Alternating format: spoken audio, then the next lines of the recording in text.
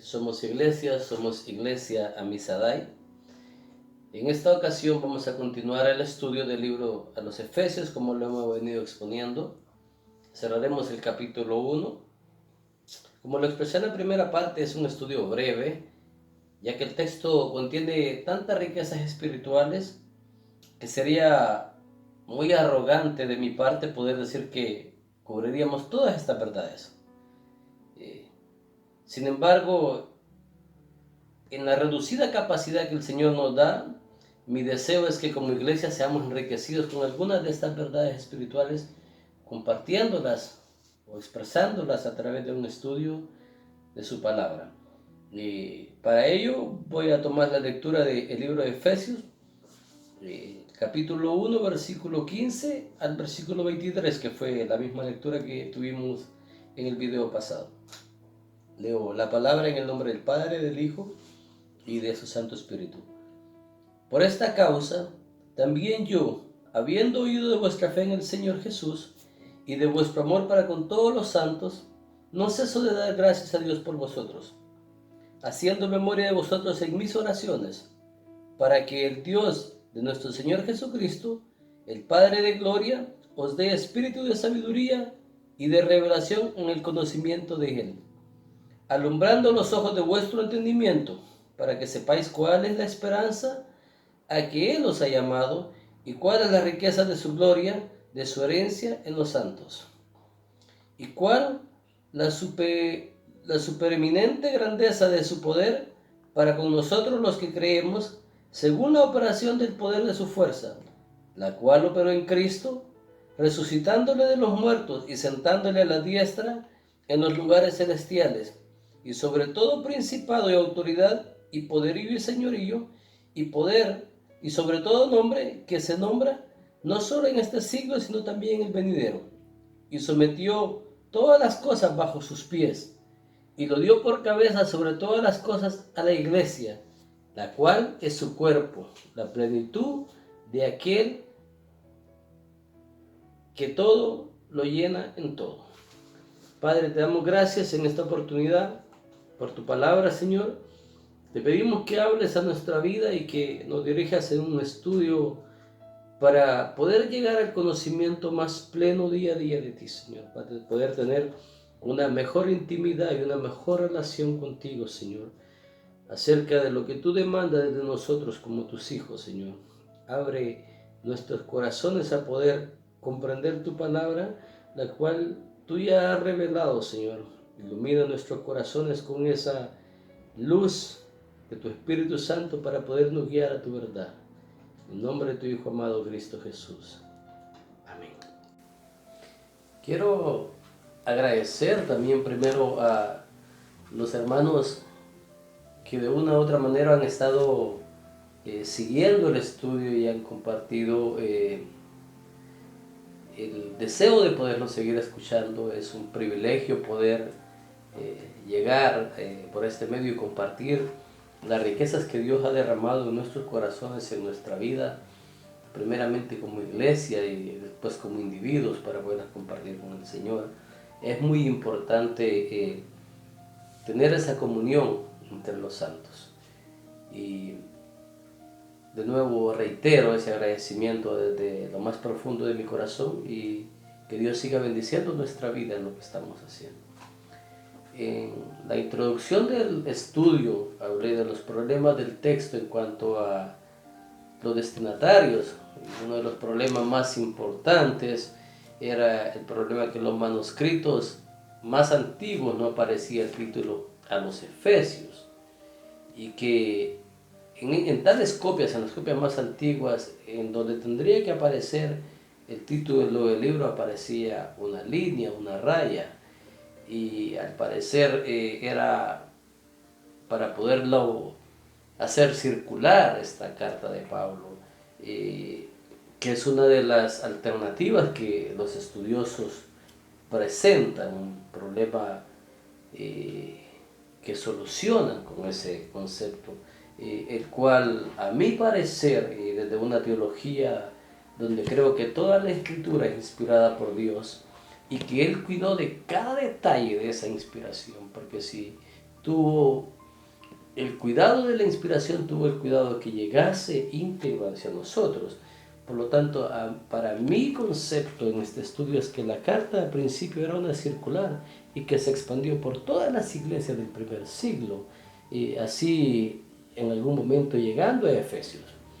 Es importante este detalle porque nos presenta una carta paulina donde Pablo tendría en mente a la iglesia, pero no solamente una iglesia local, sino una iglesia universal, compuesta por todos los santos que hemos sido lavados con la sangre de Cristo y que no estamos divididos por fronteras. O sea, no se dirige solamente al círculo de la iglesia de Efesios, por eso el detalle de ser circular, porque pudo alcanzar a otros, y en ese alcanzar a otros llega a alcanzar no solo personas de una lengua, sino de diferentes lenguas.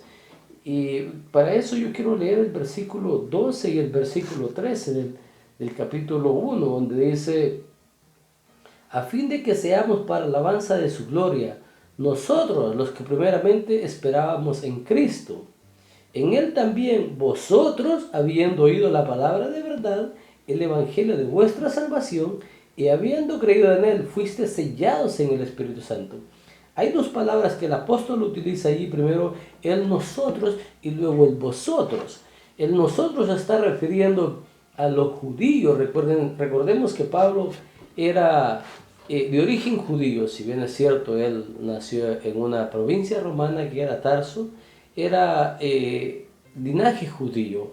Él estudió en Jerusalén y vivió y creció a los pies de uno de los maestros más condecorados de su tiempo, uno de los más reconocidos, que fue Gamaliel.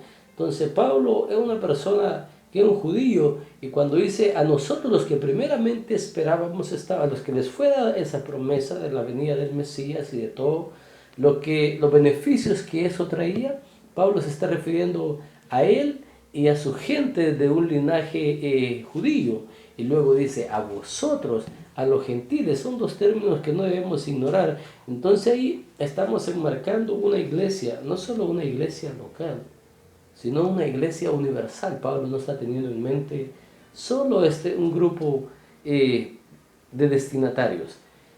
Quiero que tengamos en mente eso. Es importante comprender el papel que la iglesia en sí tiene en la carta del autor, porque el apóstol describe a la iglesia acá en los versículos 22 y 23 como el cuerpo de Cristo.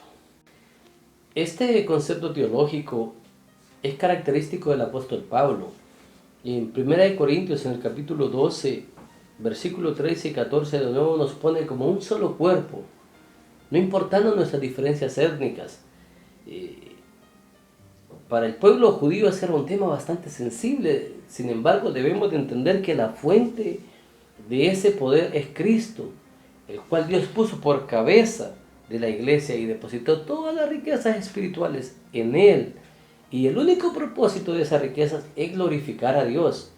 El apóstol Pablo quiere en la oración que hace en el libro de Efesios es que Dios nos lleve al conocimiento de ese poder que obró en Jesucristo para que nosotros le glorifiquemos a Él. Es importante entender que cuando el apóstol escribe la carta a los Efesios, tiene en mente una iglesia universal. Esa carta circular la hace llegar a esa iglesia, a esas iglesias nacientes en su debido momento, y entendamos que estamos hablando de la iglesia en su máxima expresión de primitivismo, y que solo ha pasado alrededor de 3 décadas desde que pasó el día del Pentecostés hasta ese momento. Tenemos que hacernos una imagen objetiva de cuál era la condición de esa iglesia. En cualquier lugar donde se encontrara, desde el día del Pentecostés hasta ese momento han pasado 3 décadas. Desde la época en que fue fundada hasta que llegara esa carta, quizás pudieron pasar alrededor de 5 o 7 años. Entonces estamos hablando en sí de iglesias que no tienen políticas eclesiásticas. Los credos de los apóstoles apenas están elaborando a la velocidad de la historia. no hay edificios y lo único que tenemos son grupos de personas que se reúnen en los hogares, grupos de fieles que están tratando en sus limitaciones contemporáneas de honrar la fe que han abrazado en Cristo Jesús. Con el paso de los años se comenzarían a dar cuenta de que esta fe tiene varios factores con los cuales hay que ponerse de acuerdo, conceptos teológicos que hay que tratar, que no son menos importantes, pero que la iglesia en su estado más primitivo lo fue tratando conforme al desarrollo de los problemas internos de la iglesia, y que por lo tanto, tanto los apóstoles como los padres de la iglesia fueron tratando esos problemas con la guía del Espíritu Santo para poder hacer un trabajo efectivo de lo que Dios está llevando a través de ellos en su debido momento. Por lo tanto, ese estado primitivo de los apóstoles nos predican un mensaje directo de Dios. Tal es el caso que Pablo nos dice que fuimos enriquecidos en todo lo que hemos sido enriquecidos, todos los que hemos aceptado el sacrificio de Cristo en la cruz. Nótese, todos los que hemos aceptado el sacrificio en la cruz. En 1 Corintios, cuando Pablo introduce la carta, la 1 Corintios, a pesar de que es una carta local, la introducción abarca un concepto universal, dice, a los santos en Cristo Jesús, a los que en cualquier lugar invocan el nombre del Señor. Entonces, cuando el apóstol Pablo está escribiendo esta carta, tiene en mente algo universal. Es un escrito que al final del día venía a ser útil para todos los creyentes. Y no es menos importante para nuestros días, porque esa palabra tiene la expresión y la plenitud que el apóstol Pablo dice que tenemos que entender la importancia de que somos el depósito de esa tan importante riqueza que fue derramada por Cristo Jesús. Debemos de asimilar la importancia de esas riquezas en la vida de la iglesia contemporánea. Cuando no entendemos la importancia del valor de la riqueza, entonces desperdiciamos ese capital que tenemos. Un estudio realizado del libro de los Efesios por el pastor Sugel Michelin cuenta la historia de una señora norteamericana que se llama Hetty Green.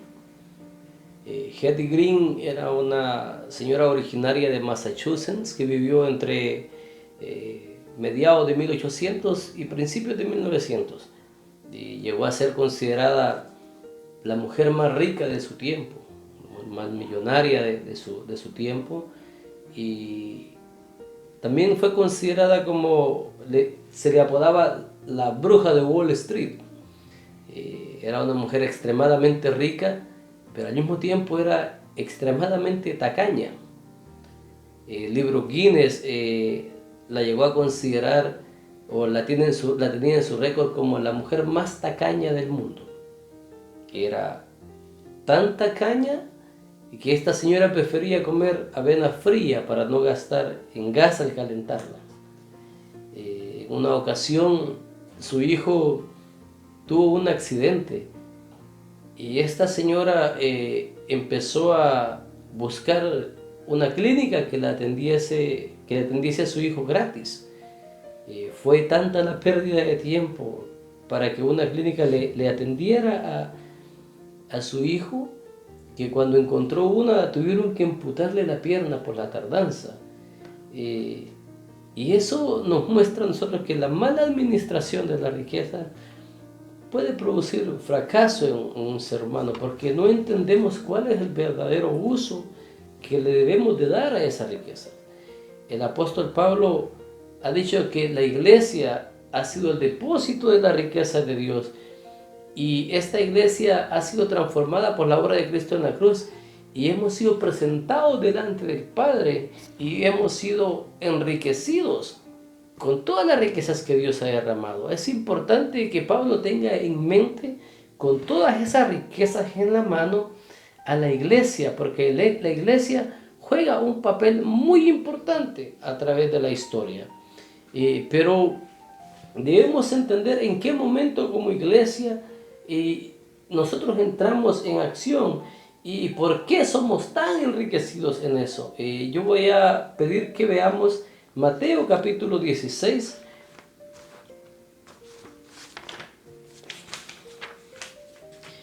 versículo 13 al 20. Dice, viniendo Jesús a la región de Cesarea de Filipo, preguntó a sus discípulos diciendo, ¿quién dicen los hombres que es el Hijo del Hombre? Ellos dijeron, unos Juan el Bautista, otros Elías y otros Jeremías o alguno de los profetas. Y él les dijo, ¿y vosotros quién decís que soy yo? Y respondiendo Simón Pedro dijo, tú eres el Cristo, el Hijo del Dios viviente.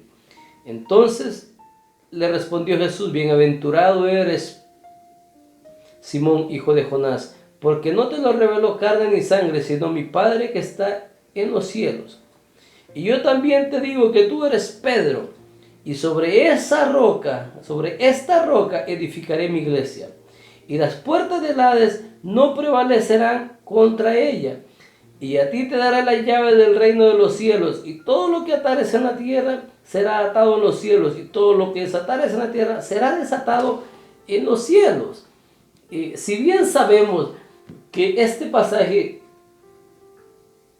tiene su controversia interpretativa, ya que la Iglesia Católica dice que la roca, sobre esta roca edificaré mi iglesia, se está refiriendo a Pedro. Nosotros, la tradición protestante, tenemos la escuela interpretativa que cuando Jesús dice esta roca se está refiriendo a Él mismo. Jesús es la roca, Jesús es la piedra angular donde se edifica la iglesia. Más adelante el apóstol Pablo lo traerá a coalición en el mismo libro que estamos estudiando en Efesios. Jesús no simplemente dice que Él es la roca, porque Él en realidad es la base y el fundamento de la iglesia. En Él podemos hacer todo, en Él hemos sido llamados administradores de esta gracia. El propósito de Pablo para mostrarnos la riqueza no es para que tengamos una actitud de arrogancia o de mezquinidad con esta riqueza, sino para que administremos con responsabilidad. No podemos tener otra actitud más que responsabilidad ante estas riquezas. Debemos de ser responsables con esa riqueza de lo cual Dios nos ha hecho partícipe. La administración de esas riquezas sin responsabilidad, ya sea por ignorancia, por orgullo, por vanagloria o por negligencia, siempre nos ha traído a desgracia como iglesia. Cuando el apóstol Juan escribe a las iglesias en el libro de Apocalipsis, hay una de las 7 iglesias que resalta, y precisamente por esto, porque no tuvo una buena administración de esa gracia derramada sobre ella. Todo lo contrario. Voy a citar Apocalipsis capítulo 3, versículo 15, cuando el apóstol Juan describe a la iglesia de la Odisea. Le dice, yo conozco tus obras, que ni eres frío ni eres caliente. Ojalá fuese frío o caliente. Por cuanto eres tibio y no frío ni caliente, te vomitaré de mi boca. Porque tú dices, yo soy rico, me he enriquecido, y de ninguna cosa tengo necesidad.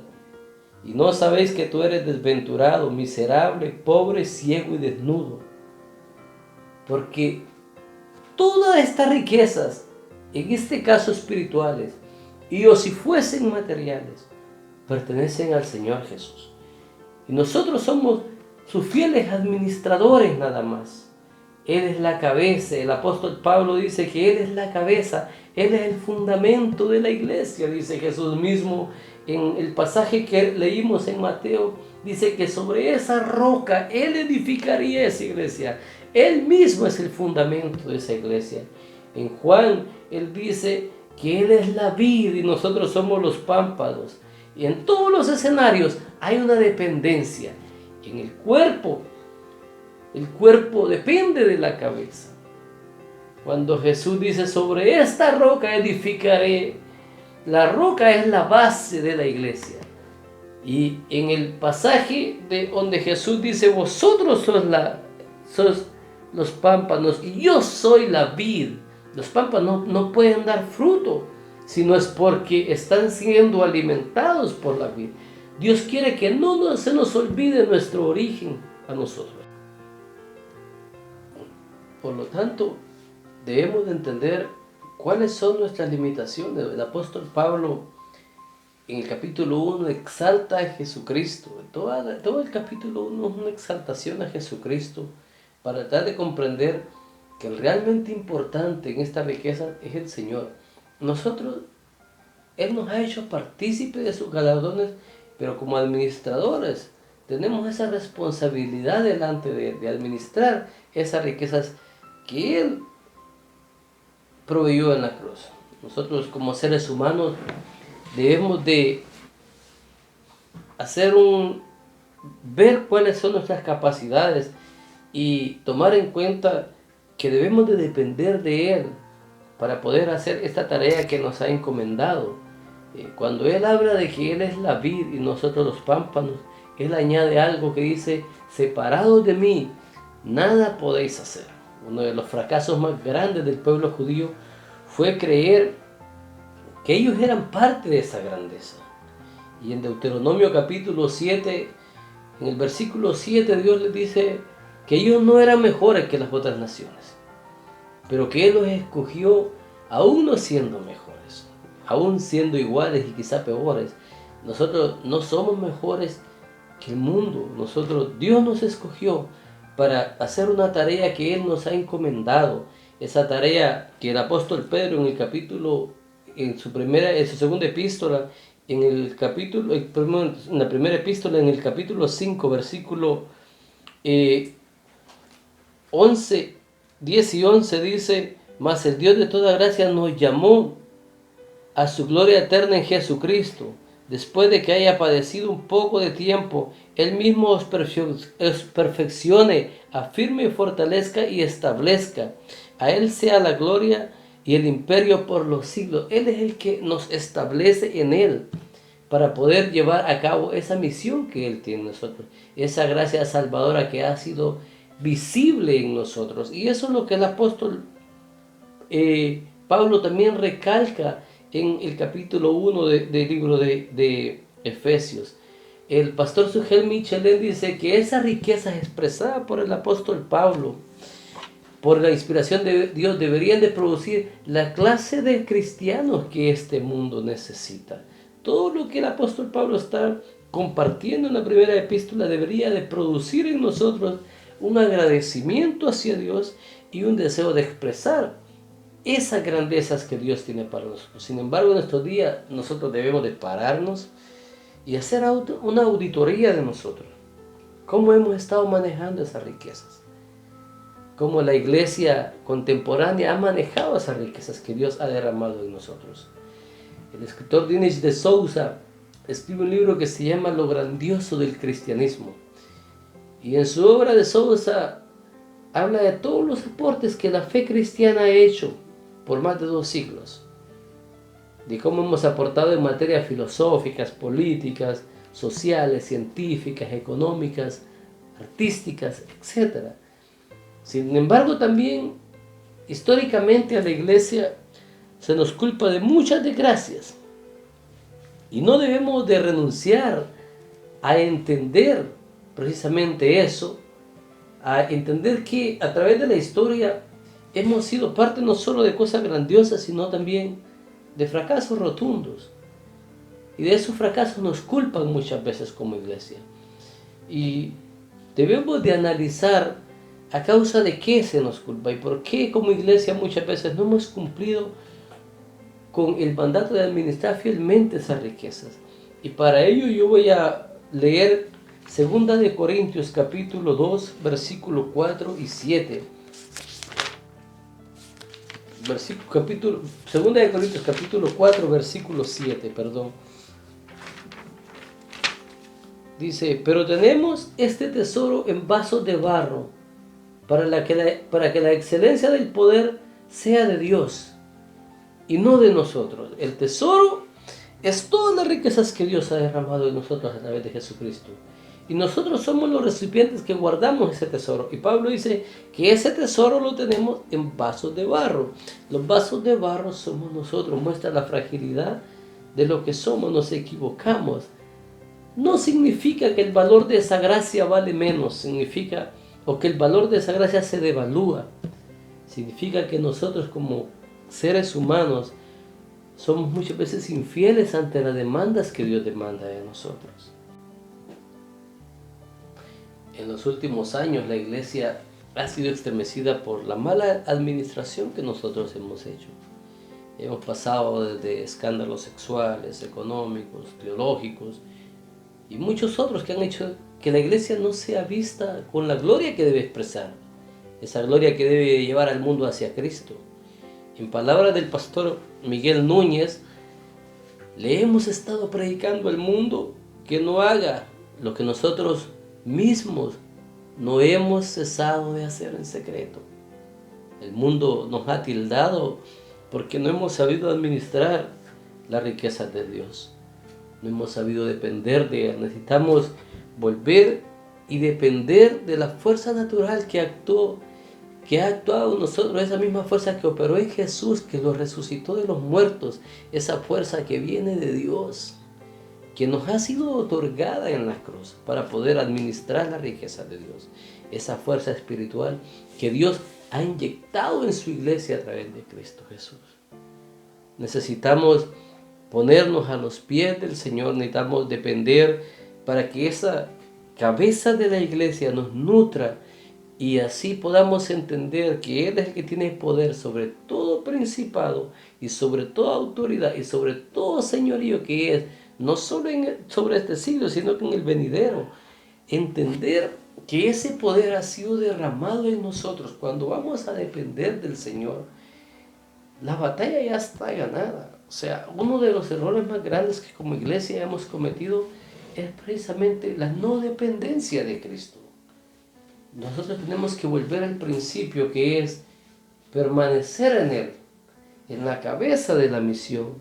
Nosotros como iglesia debemos devolvernos al Señor y depender cada día de los proyectos de Él y de su voluntad. Cuando nosotros vamos a hacer un proyecto en nuestra iglesia local, en nuestra congregación local, aunque Pablo no tiene en un enfoque localista de la iglesia, sino universal de la iglesia, toda iglesia debe depender de Cristo Jesús. No importa muchas veces tu denominación o tu credo, esos son asuntos que se pueden tratar en diferentes momentos, pero el llamado a todos los que hemos sido salvos en Cristo Jesús, en Efesios, es que nosotros dependamos de Él, que Él sea la cabeza y sea la dirección de todo lo que vamos a emprender, porque somos los administradores de esa gracia y necesitamos dárselas a conocer al mundo. Que Dios les bendiga.